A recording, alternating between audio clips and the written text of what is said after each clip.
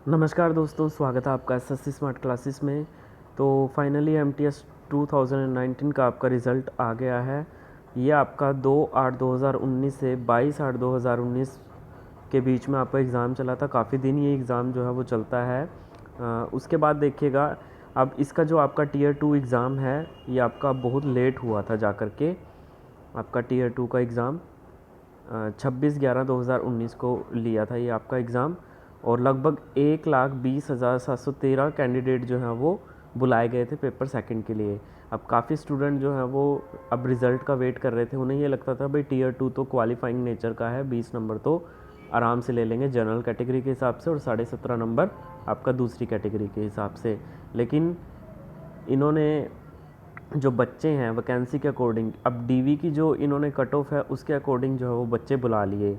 तो यानी कि अगर यही सब काम करना था तो फिर टीयर 2 का तो मतलब ही नहीं रह जाता, क्योंकि अगर इन्होंने मतलब बच्चे ही इतने बुलाने थे तो फिर एग्ज़ाम भी उन्हीं लोगों का कंडक्ट करवा लेते टीयर 2। बाकी बच्चों का एग्ज़ाम कंडक्ट ही क्यों करवाया, क्योंकि उनके रिज़ल्ट से कोई मतलब ही नहीं बनता टीयर 2 का, चाहे उनका क्वालिफाई किया हो चाहे नहीं क्वालिफाई किया हो। तो डीवी के लिए जब इन्होंने 1:3 बच्चे बुलाने थे तो फिर क्यों इतना ड्रामा किया। इवन 1:3 का भी ये आंकड़ा जो है वो पूरा नहीं बैठता, क्योंकि वैकेंसी आपकी 9,000 के करीब हैं, लेकिन उन्होंने वो वाला आंकड़ा रखा था जो 7099 वैकेंसी थी, उसके अकॉर्डिंग 3 गुना वैकेंसी करके लगभग 21,000 कैंडिडेट जो हैं वो इन्होंने अपने इसमें डॉक्यूमेंट वेरिफिकेशन में बुलाए हैं। यानी कि टीयर 2 का करवाने का तो कोई मतलब था ही नहीं, और इतना लंबा रिज़ल्ट खींचने का मतलब ही नहीं है। मैं ये कहना चाह रहा हूँ आपको। हो सकता है मोस्ट प्रोबेबली कि आपकी शायद टीयर 2 की कॉपीज़ भी चेक ना की गई हो, जिसकी आड़ में इन्होंने रिज़ल्ट इतना लंबा और घुमा फिरा के रखा। मैं रियलिटी बताता हूँ हमेशा।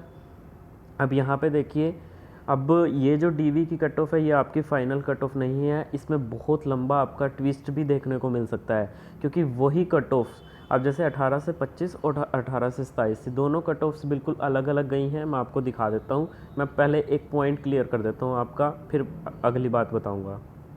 ये बच्चे आप देख सकते हैं 17,000 के करीब 18 से 25 में है, और 3,898 आपके 18 से 27 एज ग्रुप में हैं।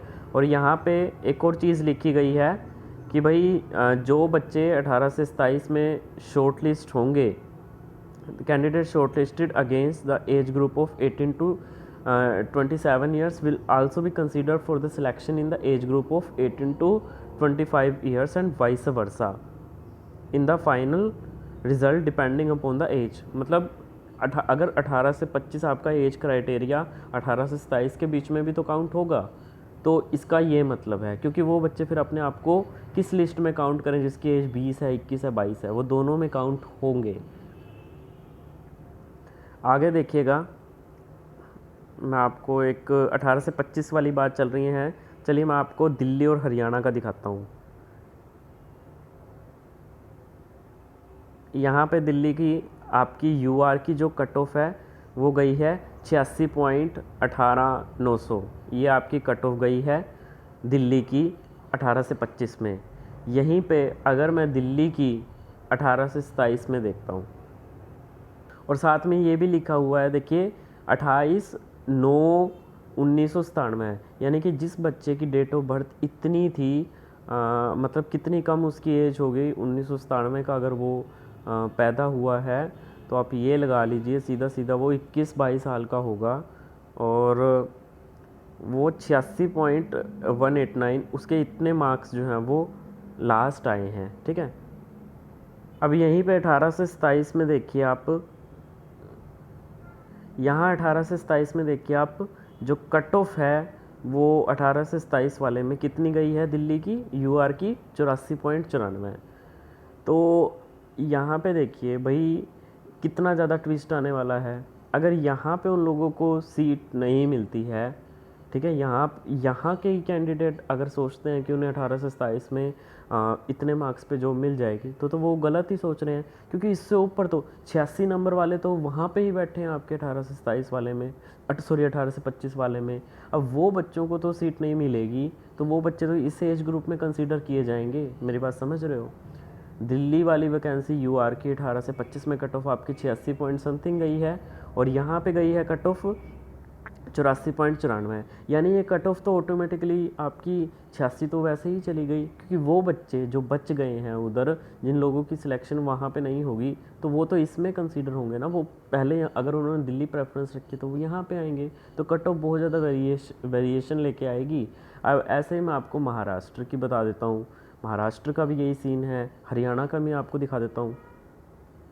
हरियाणा की ज़रा यहाँ पे आप देखिएगा, हरियाणा की आपकी 97.87 है हरियाणा की, और उधर कितनी 18 से 25 वाले में आपके 99 कुछ है। तो भाई वो बच्चे जो उधर से निकल जाएंगे तो वो यहाँ पे आ जाएंगे। अगर यहाँ पे उनको सीट्स नहीं मिली हरियाणा वाले में, अगर उनको सीट नहीं मिली तो फिर वो कहाँ जाएंगे। अब हरियाणा वाले फिर उसके बाद राजस्थान नहीं जाते, वो फिर दिल्ली पर अटैक करते हैं, फिर वो दिल्ली जाएंगे। यानी कि कट ऑफ बहुत ज़्यादा वेरिएट करेगी आपकी फ़ाइनल कट ऑफ। और ये फ़ाइनल कट ऑफ अगर मैं कहूँ आपकी दिल्ली रीजन की अगर मैं बात करूँ तो ये आपकी नियर अबाउट 88 समथिंग जा सकती है, 88 to 89 आपकी इसकी दिल्ली की कट ऑफ आपकी जा सकती है। तो कट ऑफ में बहुत ज़्यादा वेरिएशन आएगा अभी ऐसे, इसलिए मैं आपको एक जस्ट आइडिया बता रहा हूँ कि ये कट ऑफ आपकी फ़ाइनल नहीं है, इसमें बहुत ज़्यादा ट्विस्ट आपके देखने को मिलेंगे, क्योंकि लगभग आपके 11,500 से लेकर के आपके 12,000 जो कैंडिडेट्स हैं ये एलिमिनेट होंगे, ये बाहर निकलेंगे। तो लास्ट में आपकी एक फ़ाइनल कट ऑफ निकलेगी। अभी डीवी के लिए बुला लिया, लास्ट में फ़ाइनल कट ऑफ निकलेगी, फिर डिसाइड होगी ये चीज़ें। अभी तो यार डिसाइड भी नहीं हो सकती मैं किस बेसिस पे आपको कहूँ, लेकिन मैंने आपको एक एनालाइज दे दिया कि इसमें ट्विस्ट तो बहुत ज़्यादा दिखने वाला है। और कितने बच्चे बाहर हो जाएंगे डीवी में मुश्किल से 1000 बच्चे बाहर हो जाएंगे। और एमटीएस में मोस्टली ऐसे कैंडिडेट हैं, सीजीएल का भी कुछ एक बच्चों ने दिया होगा और सीएचएसएल का, उनके रिज़ल्ट का भी अता पता नहीं है, तो वो डेफिनेटली डीवी देने जाएंगे। अगर एक बार डीवी दे दिया उनकी सीट बुक हो जाएगी, फिर तो कुछ बचता ही नहीं है इसमें डॉक्यूमेंट वेरिफिकेशन के अलावा। तो टीयर 2 का यहाँ पे कोई मतलब नहीं था कंडक्ट करवाने का।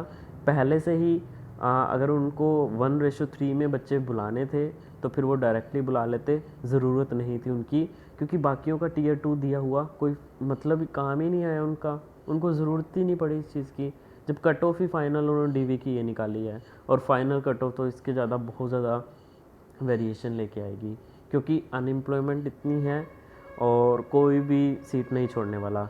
दिल्ली जैसी जगह पे 26,000 आराम से एक एमटीएस को मिल जाएंगे, तो मेरे हिसाब से कोई सीट जो है वो नहीं छोड़ने वाला।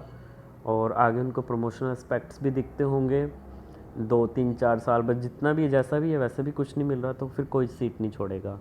तो अपना सोच समझ के डिसीजन लीजिएगा, और ये कट ऑफ्स को आप फाइनल मत मानिएगा, ठीक है। आई होप ये वीडियो आपको अच्छी लगी होगी, तो लाइक और सब्सक्राइब ज़रूर कर दीजिएगा। अगर आप सीजीएल 2019 की वाकई में बहुत अच्छी प्रिपरेशन करके एक अच्छी जॉब पाना चाहते हैं, तो टीयर 2 का एग्ज़ाम है उसको बहुत अच्छे से प्रिपेयर कीजिए। टीयर 2 का तो कंटेंट मैंने यूट्यूब पे ही डाला है, अगर ज्योमेट्री और मेंसुरेशन आप देख सकते हैं। अदरवाइज़ जो दूसरा कंटेंट है टीयर 3 का, वो बहुत अच्छे तरीके से रीज़नेबल प्राइस में मैंने डाली है टीयर 3 की बुक्स। आप चाहें तो प्लेलिस्ट में जा कर के देख सकते हैं, वो बुक आप चाहें तो ले सकते हैं, ठीक है। गूगल पे की जो डिटेल्स हैं वो सारी आपको डिस्क्रिप्शन में मिल जाएंगी। तब तक के लिए धन्यवाद, आपका दिन शुभ हो, जय हिंद।